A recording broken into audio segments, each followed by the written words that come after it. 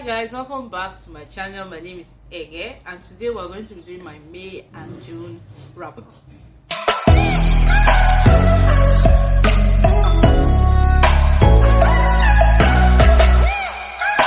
So for the month of May and June, I haven't been reading a lot for like sometimes since I started working.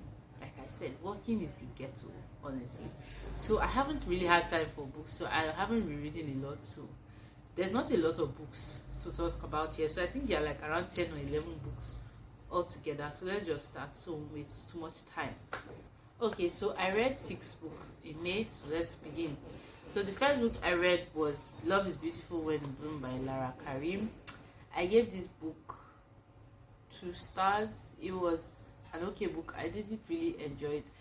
I was honestly very disappointed by this book because I was really looking forward to reading it and the result wasn't as good as I thought it would be. So basically this book is a collection of 7 short stories about different people at different stages of love. There are people falling in love, people falling in love. There are different people. This is a collection of short stories about different people at different stages of love. There are people falling in love, people falling out of love. There are people in the middle of love. There are people remembering love. Different things. It's just about love. So I didn't really enjoy this collection as much as I thought I would. There's only like 1 story out of the 7 that I really liked, and that was The Kiss That Meant Nothing, and the rest were just okay. I think one of the main reasons why I didn't really like stories because they all had this insta love undertone to them. Like the characters would just meet and then the next minute they were all in love. I felt like I needed more development before the love came. But I think it kind of made sense that they would fall in love instantaneously since they are like short stories and the book is like really short too. So it made sense that the love will have to be developed off pages. But at the same time, I didn't really enjoy that. Another thing I didn't really like about the book was the writing. I felt like the writing could have done with a bit more. The book in general could have done with a bit more editing. It would have like benefited more from more editing, but it was still an okay read. I gave this 2.5 stars.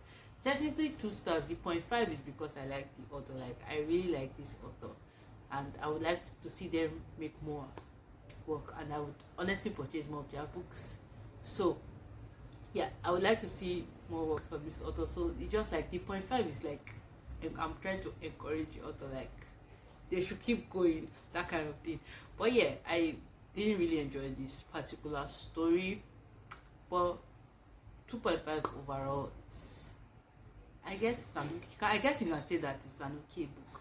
So the next book I read after that was the Heartstopper series, and the first 4 volumes of Heartstopper series, which first volume I gave 3 stars, second volume I gave 4, third volume I gave 5 stars, and then fourth volume I gave 4 stars. I really enjoyed this series so much. I love Nick and Charlie. I love the plots. I love all the characters. The side characters were honestly, I love them. I love Nick and Charlie. I feel like I've said that before.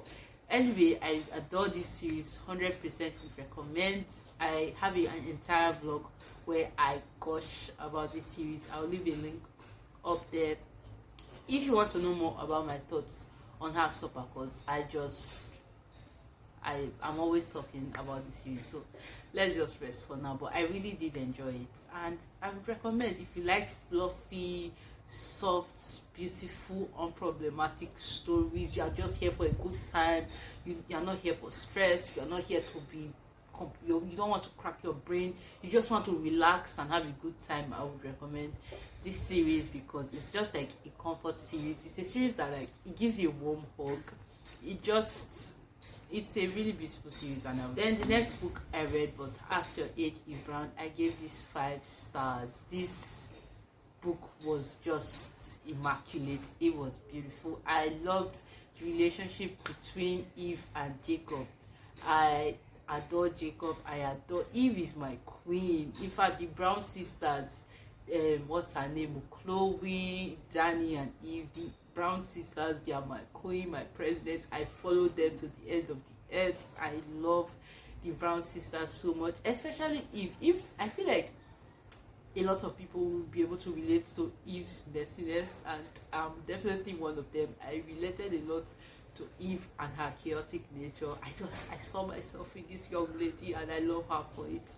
I also really like the banter between Jacob and this thing. I don't know if I've mentioned it before, but I love how obsessed Jacob was with Eve. Like, I enjoyed reading about Jacob's obsession with Eve. Like, I never knew that I was that type of person, but the trope where one character, like in their POV, they like this character, but they feel like this character probably hates them and never wants to see them ever in their life again. And then we go to the second person's POV, and then you just discover that this other character is obsessed, like completely obsessed with the character. It's just, I eat it up. I love it. That was what Jacob was. Jacob was a simp, and I love it. I enjoyed reading about Jacob's obsession with Eve and how he was trying to pretend like he wasn't obsessed, like how he was trying to pretend she was just annoying. But we all know that you're a simp, Jacob. I enjoyed that aspect of the book so much. I also really like their banter. I also like Jacob as a character. I really like it. So in case you don't know what this book is about, it's basically about this young lady. Her name is Eve Brown. She's a very chaotic person. She's the type of person that picks things up easily. Like, not necessarily pick things up. She's the type of person that likes to start new things. Like, she abandons projects halfway, starts new things. So she has a lot of licenses, she has a lot of hobbies, a lot of things that she can do. She's like a jack of all trades type of person. And the only problem is that she never sticks to one thing. She always abandons her projects midway, and at some point her parents were like, we've had it up to here with you. If you cannot keep a job for 1 year, we're going to cut you off. You're not going to give you money again, that type of thing. No inheritance, no money, no nothing for you. And so Eve was upset. She was not happy. Who would be happy at that type of thing? So she runs away from home. She enters a car and just drives off into the sunset, and then she finds herself in this small village or town. I don't really know what it is. And then she accidentally finds herself in Jacob's bed and breakfast, and Jacob just happens to be looking for a chef, and one of Eve's many licenses is a chef's license, like she can cook professionally. And so she applies for the job, and then one thing led to another, she gets the job. And so we just basically see how Eve's relationship with Jacob blossoms, and it's kind of like a grumpy sunshine type of book, because Jacob is kind of grumpy and Eve is the sunshine, obviously. And yeah, it's a really good book. I really enjoyed it. I gave it 5 stars. Really loved it. And then the final book I read in May was The Ninth Diary by Vera Hirandani. I feel like I butchered the author's name. I'm so sorry. Anyway, The Ninth Diary follows this young lady. She's 12. She's this 12-year-old young lady. Her name is Mira or Amira or something along that line. She lives in India, and I think this takes place during the partitioning of India into Pakistan and India. So basically, where Amira lives right now is going to be the new Pakistan. So after India is partitioned into Pakistan and India, her family has to move to the new India, because during the time of the partition, and there was a lot of civil unrest, a lot of riots and killings from different sides, because I think there are different religions. They like have a lot of religions in India at that time. There's Muslim, there's Islam, there's Hindu, there's also Sikh, there's, I think there are also Christians, like different religions. And because of the different religions, there's a lot of clashing of there are just a lot of clashes during that time. And so at the time they decided that it was best to split the country. I don't really know the ins and outs of what's going on. I'm just off the top of my head. So basically the country decides to split, and yeah, so the India then belongs to the so when the country decides to split, Islam is people okay, let's start from here. So after India was split into Pakistan and India, the Hindus, Christians, Sikhs, everybody moves to India, and then Muslims stay in Pakistan. And so because of that, Mira and her family have to then move to the new India, and basically we follow her journey from living in the old India, and then her journey through the move to the new India. I really enjoyed it. I really liked the main character in this book. I don't know, I just really liked her. I also really liked her brother, and I liked the sibling relationship being portrayed in the book. It was a really nice book. I really enjoyed it. And so now we move to the books that I read in June. And the first book I read in June was You Made a Fool of Death with Your Beauty by Eghe. So this book basically follows Faye. Who had, I think, at the time of this book, when this book starts, Faye lost her husband like 5 years ago, and when this book starts, she's trying to get back into the dating pool, like meet people again. She's finally ready to meet people new and just like not necessarily be free, but she's trying to find herself again after being lost to sorrow and pain for so long. And yeah, so we meet Faye, and then Faye, through one way or another, she meets this young man named Nasir. He meets him at a party. Nasir really likes Faye.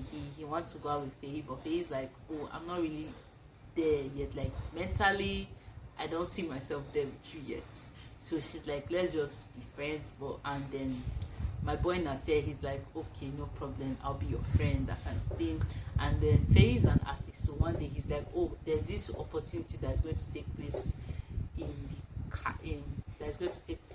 in my hometown, and I want you to come with me. And Faye's like, okay, since it's free and it's going to help boost her career, why would she say no? So she basically flies with him to Caribbean islands. I think it's Trinidad and Tobago, I'm not really sure, but I think it is. So she basically goes there to further her career and also have a good time. Yeah, and the story goes from there. I feel like if I say more, I will give you spoilers, and this is a book that you should just go in. But I feel like since the book has been out for some time, so I feel like the biggest spoiler you can get about this book, most people already know about it by now. But yeah, that's it. The book is just, it goes from there. Faye is definitely a very messy character, but I loved her. I loved watching her grow into herself and like find herself and become like a more confident version of herself, where she did not take shit from anybody. I especially liked Faye's best friend. Her friend's name is Joy. I really liked her character. I honestly wish we got more from her character. Like Joy's story feels like, I feel like Joy's story can fill an entire book. Like it would be so mad if Akeke could write like even a novella about Joy's story, because I just feel like that young lady has so much to explore. Like she's another headache waiting to happen. But yeah, Faye is definitely a very messy character, but at the end of the day, I feel like she just felt very human, because we're all human and we all make mistakes and we're all messy people. So I really liked Faye's character. That's just the point I'm trying to make. I really did. I was really happy for her at the end of the day. I was glad that she was able to find love and find herself and find her person, somebody that would understand her even without like speaking. I was just happy that she found her person. Anyway, I need to go into some details about this book, and in order to go into details, I have to drop spoilers. So for people who have not read this book and want to read it and don't want to be spoiled, I will leave timestamps in this video so that you can move on to the next point without getting spoiled, because we're about to get into some things. It's not even going to be that, it's just minor spoilers. So initially, yeah, with this book I was divided into two. At some point I was like, oh, what Faye did to Nasir was not fair, that if you look at it from any angle, it's messed up. But at this point I'm just like, you know what, last Nasir will be fine. He's rich, he can pay for therapy, he's good. Then yeah, like that's the point I am at now. But the more I think about it, the more it's like, even if we want to remove the love, the boyfriend girlfriend situationship type, whatever that Nasir thought they were inside. If I brought my friend, like, oh, I met you in school or I met you in another country and we became really close, and then I brought you to my house, I said, oh, let's go for holidays together. I carried you to my house, and then the next day now I'm calling you stepmommy. We're not going to be friends anymore. Literally, that's the end of our friendship. From the friend angle, it was messed up. I still think it was messed up. Like, from a friend angle, it was messed up. And I liked the way Akeke handled it. Like, she never tried to justify Faye. Even Faye agreed that the situation was messed up. But last, she had to look out for herself. So, from friendship angle, the situation was messed up. Because I said, let us do friendship, not mother and daughtership. I did not make you as a friend so you come and steal my father and make him your husband. No. It was messed up in that angle, but like, apart from that, I like the way Akeke handled the entire thing, because she never tried to, let's just say Akeke never tried to justify Faye, like, oh, Faye was right or whatever. So yeah, I like that part. Then apart from that, for Nasir's point, Faye never, Faye was always clear with Nasir. Like, she always drew the line with Nasir that as a friend, like, she always emphasized it. It was Nasir that kept on thinking otherwise. Like, he was the one that kept on thinking that something more would happen, but Faye always made it clear to him. So at the end of the day, I don't even get why he should feel some type of way, because if Alim was any other person, not his father, I don't think there should honestly be a problem. I get that, oh, he's his father, but at the same time, she never, like, Faye never never led him on, never made it seem like they had a chance. She always told him, oh, as a friend. I feel like his problem was that he did not sleep with her. That was like it just hurt his pride that his father slept with Faye and he never slept with her. I feel like that was like his main issue. It was more of a pride thing than anything. I don't think he liked her that they did not know each other well enough for him to like her to the point that he would feel betrayed, and she never let it go far with him. So I don't think it was that deep for him. I think it was more of a pride thing for Nasir that, oh, you know, he never slept with her because his friend had slept with Faye, his father had slept with Faye, now only he never knocked him. So I think from that angle, that was like it for Nasir. Apart from that, nothing else.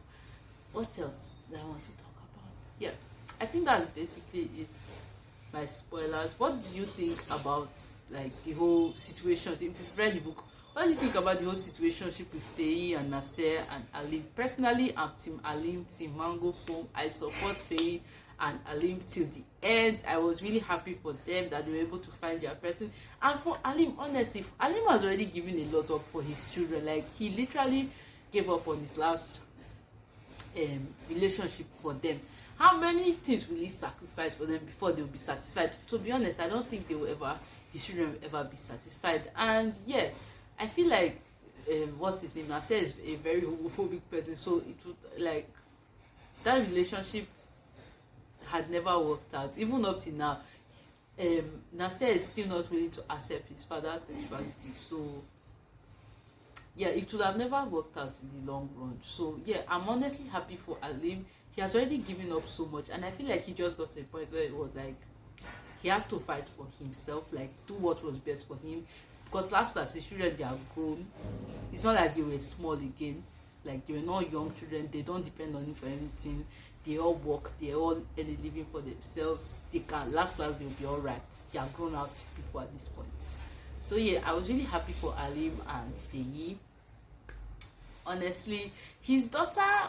Honestly, I don't even know about that young lady. I don't even have anything to say about her. Yeah, I don't have anything to say about her.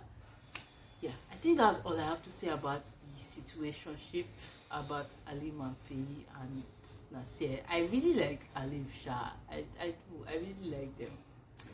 Anyway, that is all for You Made a Fool of Depth with Your Beauty. I feel like this is really truly one of those books that deserve to be on summer reading list, because this is truly a hot girl summer type of book. Because what is a hot girl summer without messy decisions. Honestly, what is a hot girl summer without one night stands, messy decisions, and just characters stressing you out and making you vex unnecessarily?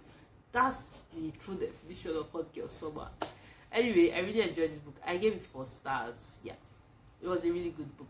Another thing, I guess, that I think one of the things that reduced this is that I thought there would be more smut in this book. I think we only get like 2 smut scenes, one at the beginning and one close to the end. I was expecting more, but it was okay.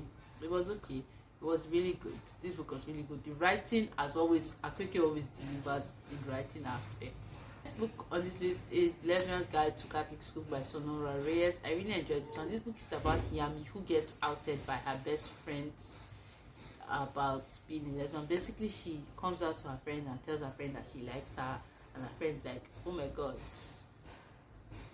Anyway, her friend outs her, so she has to change schools, and so she moves to this Catholic school with her brother, whose name is Caesar. Yes, she moves to this Catholic school with Caesar, and then she tries to pretend to be straight, and yes, she tries to pretend to be straight in this Catholic school while also having like a really big crush on this girl at the school named Bo.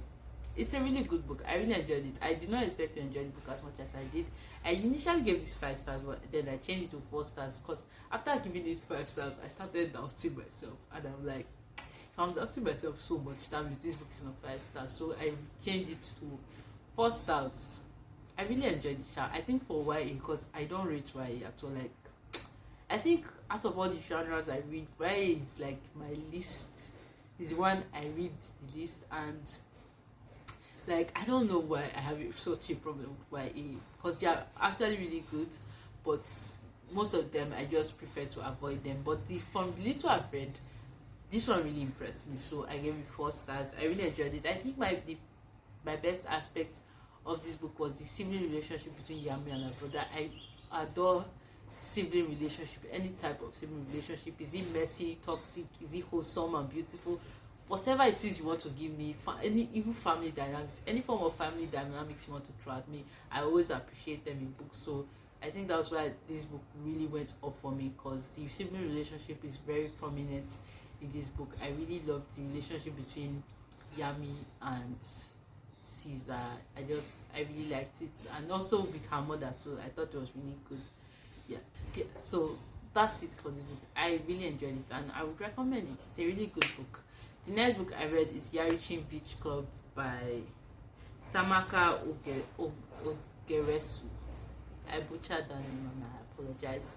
This book basically is about these students who live in an all-boys school that is in the middle of nowhere, and basically there's the first year students. He just started the school, he doesn't really know what is going on in school, and so he decides to join this photography club because I think he wanted to make more friends or something, only to find out that the photography club was actually a sex club where the members of the club have to sleep with different people in the school, and then the person with the least amount of conquests will have unspeakable things done to him.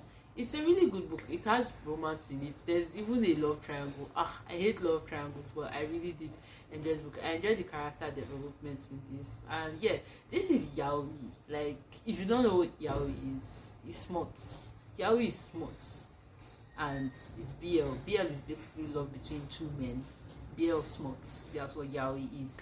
So yeah, if you don't read yaoi normally, and you're not interested in yaoi, I would not recommend this book to you. But if you are a yaoi person, like read yaoi back to back, or you read BL and you know of yaoi and you would like to read this book, I would recommend. I think apart from smut, the plot of the book is like the story. It's really good. Like, I really enjoyed reading it, and yeah, the story is really good on its own, and with the smut and everything. Oh my god, can we talk about the smut for it? Means like I knew what I was getting into when I started this book, but I was so scandalized by the things these people were showing me in every page. Oh my god, it was something else. Anyway, this was a really good book. I think I gave it 4 stars. Would highly recommend. I would recommend this specifically to people that read yaoi. If you read yaoi and you've not read this one yet, you should read it. It's really good. If you don't read yaoi and you're not interested in it, my dear, skip it for the sake of your mental health. Or if you are interested in yaoi, then I will also recommend this chat. But if you know it's not your cup of tea at all, then just skip it and save yourself the stress. So the next book I read was God's Children and Little Broken Things by Eghe. If you can do, I gave this book 5 stars. Oh my god, this is one of my best books that I've read this year. So this book is a collection of 9 short stories that basically depicts the realities of queer people living in Nigeria, especially gay men. These stories are beautiful, they are heartbreaking.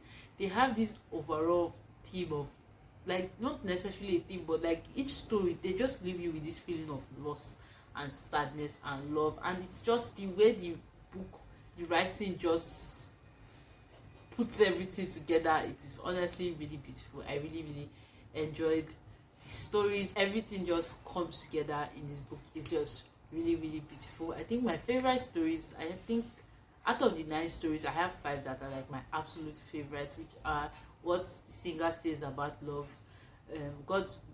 All God's Children Are Little Broken Things, Alobam, The Dreamer's Litany, and Where the Heart Sleeps. Those are like my absolute favorites out of the 9 stories. But all the stories are beautiful, they are excellent. I would highly recommend this short story collection. I'm honestly not a short story girl, but this book is a masterpiece. In my opinion, it's a masterpiece. If you read this book and it ends up not being a masterpiece in your eyes, then I'm sorry that you don't get to experience the joy I got from reading this book. But for me, this book is a literary masterpiece and will forever be up there with the greats for me. I really enjoyed the stories in this collection. I feel like at this book, like, there's this particular meme I saw going around where they're like, what type of reader are you? And then there's this person that's like, sadder the better. That is like at this point, that's my reading taste. The book has to be sad. If it's not sad, then I'm sorry, that book is not good. I'm joking. Anyway, I really enjoyed it. Highly recommend it. So the next book I read was Men Don't Cry by Faiza Gini. I know I murdered the name, so I apologize. So this book just follows Marud, who is a young, they are Algerian immigrants living in France, and basically follows his family life and his family. So Marud gets accepted. He's a teacher and he's transferred to work in, I think, Paris. So I don't even know what this book is about. This book did not have a plot. This book literally did not have a plot. It's very character heavy, like character based, and for me it was very slow paced. The only good upside to this book is that there's a lot of humor, and I really enjoyed the humor in this book. Apart from that, it's very character based, like there's no plot. I did not, up till now, I still don't know what that book was about. We just basically follow Marut, who's the main character, and then his family. It was an okay read. I gave it 3 stars. This was the Indulgent Bibliophiles pick for June. Yes, this was the pick for. This was the Indulgent Bibliophile pick for June, and I missed the book chat for that day. But when the chat comes out on Instagram, I plan on watching. Did I say Instagram? The book club chat is going to come out on YouTube, and when it comes out, I plan on watching the chat. So I'll also leave a link to the book club chat when it comes out for people who have read this book and is interested in watching the video. I honestly don't have a lot to say about it. I enjoyed the humor, but yeah, the book honestly felt unfinished to me. I feel like there was just a lot more that could have been explored in this book that was neglected. For instance, Marut's relationship with, not necessarily Marut's sister's relationship. Like, he has 2 sisters, an older sister, 2 older sisters, and their relationship was very complicated. For most of the sisters did not see eye to eye, and I felt like people could have explored that relationship more. Also, Marut's sister's relationship with their mother, because the eldest sister left home when Marut was like really young. Well, not necessarily really young. I think he was like in his teens. His sister left home, and then she goes out to establish herself, and she becomes like this very big public figure in France. And then at some point, this is a minor spoiler, I'm sorry, she releases a book where she basically bashes her family and things like that. And I feel like we could have explored the sister's relationship with the parents, or especially the mother, more, because it just felt like there was a lot of unfinished business within them, and it was just rounded, like the ending just like rushed everything and just like wanted to give them a happy ending. So it just like, it feels like there was so much left to explore that was not explored. Like we missed out on so much, because most of the action, not necessarily action, but like a lot of the things that take place in this book in this book happen to other family members, and Maru is not necessarily around when those things are happening. He only witnesses like the end of these different events. So basically, when his elder sister leaves home, he's a child, so he's not going to know the full story of why his sister left. And then like a lot of things we miss out on it because it's from Maru's perspective, and Maru doesn't know the full story. I don't think the young man's interested in the full story, so we miss out on so much that I feel like could have been explored. So I feel like for me, I would have enjoyed this book more if like we got different POVs, like the sister's perspective, the mother's perspective. Would have been able to get a clearer picture of what was going on in the family more, because for now it just felt like we're having a glimpse into the life, like we're looking through a window to the family, but we're not seeing the full picture. And I wanted to see the full picture. I wanted to understand why the sister's relationship with the mother was the way it was, everything, and I didn't really get all that from this book. So it felt like there was still so much more to explore, like the mother-daughter relationship, sister-sister relationship. And also I would have liked to know Maru's mother more, because she was a very dramatic person. Like this woman took dramatic to the next level. She's what they refer to as an octopus mom. And yeah, I would have, I don't know, maybe seen her perspective on things. She was very overprotective, very overbearing, her love was very suffocating. And I don't even know, but I wanted more, and I didn't get more. I think that's one of the reasons why I was deeply unsatisfied with this book. And then the ending was kind of underwhelming. Everything felt rushed. It just felt like the author was like, she just wanted to round everything up, and so she just found a way for everybody to reconcile and be happy, and it did not feel real. It felt forced. Like, I don't want to go too deeply into it because I feel like I'll give spoilers, but it just felt forced and rushed, and that this book should have been longer, honestly, so that, or I don't know, maybe told through multiple POV, so that I would have gotten more out of it, because right now I didn't get anything. Yeah, so I'm not completely satisfied. The final book I read this month was Pachinko, and I have it here. It's one of the few books that I have here. Yeah, I gave this 5 stars. I really enjoyed it. It took me a while, like 5 months or so, to read this book. Is it 5 books? It should, I think it's even longer than 5 months, because I started this book last year. I read the first part of the book last year, and then the second and third part I read this year. I started reading like in March this year or so, and then yeah, I started reading in March and finished it last month, which is June. I finished it in June. I don't know how many months that is, but I did enjoy it. It's over 500 pages long, but it's really good book. The characters in this book will stay with you. The characters are so well written. They feel very human. The writing is honestly beautiful. The story, everything about this book, it's unforgettable. It's beautiful. It's a really good book. It basically tells the story about Koreans living in Japan during the Second World War period, and like they faced a lot of prejudice and bias at that time, because Japanese people basically saw them as lazy and dirty, and they didn't treat them very well. So we basically just follow it's a family multi-generational story, and we follow like 5 generations.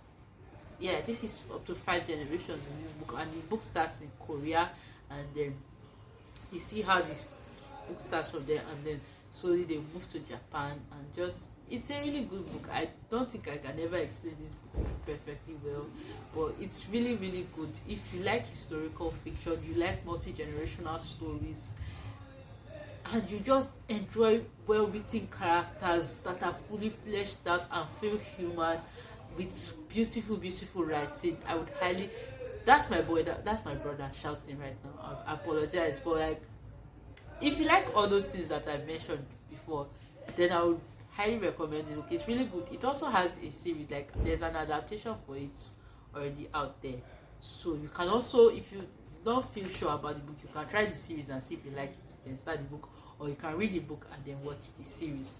Either way is good with me. Just read Pachinko, it's really good. Yeah, so that is it for now. That's all the books that I've read in the months of May and June. And if throughout this video you heard voice in the background, if you can hear somebody singing right now, that is my cousin singing. I apologize. Anyway, thank you for watching this video with me so far, and I hope to see you in my next video. Don't forget to like, subscribe, comment, and I'll see you next time.